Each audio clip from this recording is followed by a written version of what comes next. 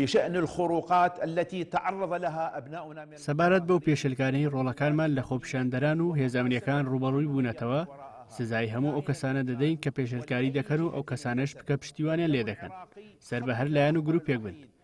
خوێنی عێراقیەکان تاکە هێڵی سوورە بەنیسبەت ئێمەوە کە دەبینین هیچ ڕێزێکی نەماوە لە بەرچاوی خۆمان.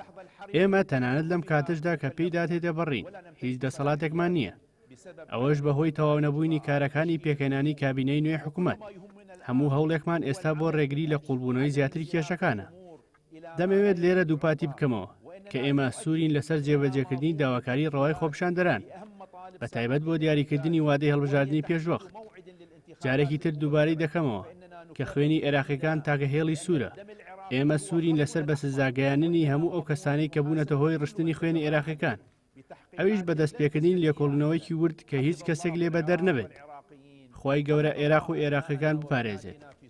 خوای گەورە کوڕ و کچەکانمان بپارێزێت لە ڕزی خۆپیشاندەران و هێز ئەمنیەکان و داوای سەرکەوتن لە خودا دەکەین بە هەماهەنگی و پاڵپشتی هەمووان لەم ئەرکە قورسەدا.